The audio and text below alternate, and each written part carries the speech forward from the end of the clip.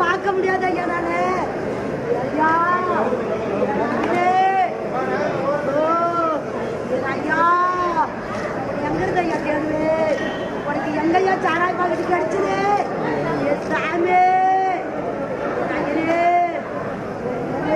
வளர்த்துட்டா பறி கொடுத்துட்டு நிக்கிறதா நீங்க பறி கொடுத்துட்டு நிக்கிறத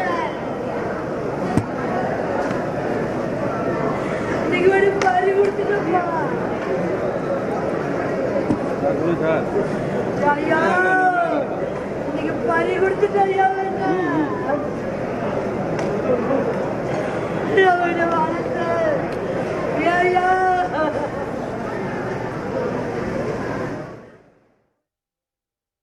கள்ளக்குறிச்சி மாவட்டத்தில் கள்ளச்சாராயம் அருந்தியதாக இதுவரை 4 பேர் உயிரிழந்த நிலையில் தற்பொழுது மேலும் ஒருவர் உயிரிழந்திருக்கிறார். இது தொடர்பான மேலும் விவரங்களை தருவதற்காக எமது செய்தியாளர் கோபிநாத் இணைப்பில் இருக்கிறார்.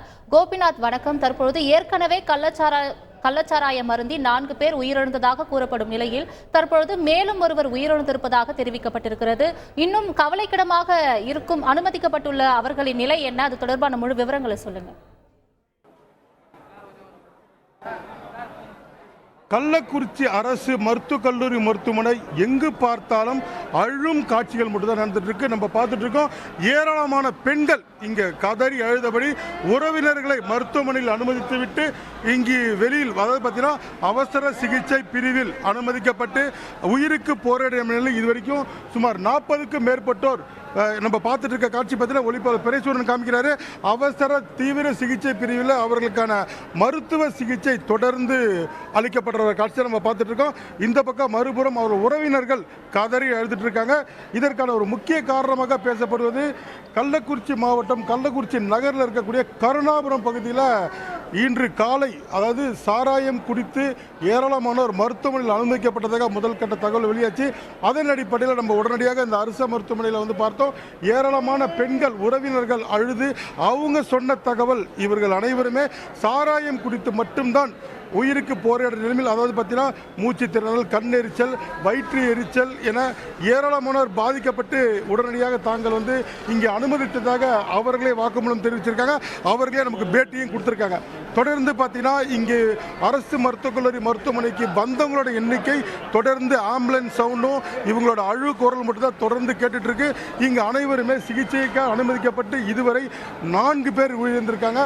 அதாவது மாவட்ட நிர்வாகம் மாவட்ட ஆட்சியர் சொல்லக்கூடிய தகவல் மொத்தம் 3 பேர் உயிர்ந்திருக்காங்க. ஒருத்தர் ஃபிட்ஸ் வந்து இறந்ததாகவும் மாவட்ட ஆட்சியர் தகவல் தெரிவிச்சிருக்கார். இருப்பினும் பிரேத பரிசோதனை முடிவு வந்த பின்னர் மட்டும்தான் இறப்புக்கான காரணத்தை தங்களால் சொல்ல முடியும் என மாவட்ட ஆட்சியர் தகவல் தெரிவிச்சிருந்தார்.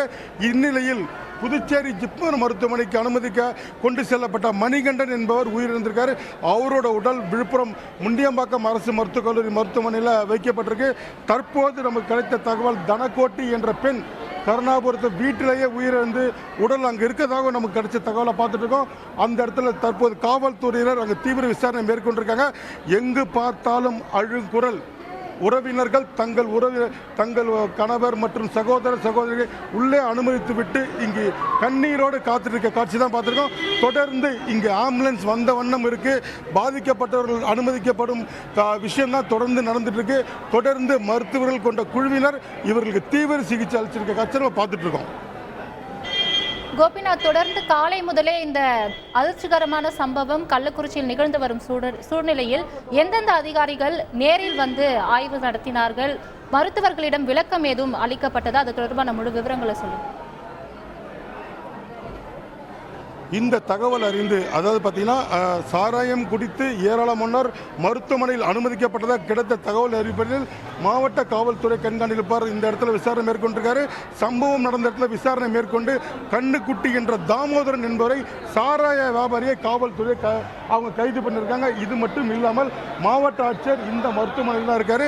மருத்துவர்கள் அனைவரும், அதாவது பார்த்தீங்கன்னா ஏராளமான குழுக்கள், விழுப்புரம் மட்டும் இல்லை, விழுப்புரம் சுற்றி இருக்கிற அரசு மருத்துவக் கல்லூரி அதே போல மருத்துவமனையில் ஏராளமான மருத்துவர்கள் வரவேற்கப்பட்டு இங்கு இவருக்கான தீவிர சிகிச்சை கொடுப்பதற்கான நடவடிக்கையும் மாவட்ட நிர்வாகம் எடுத்திருக்காங்க.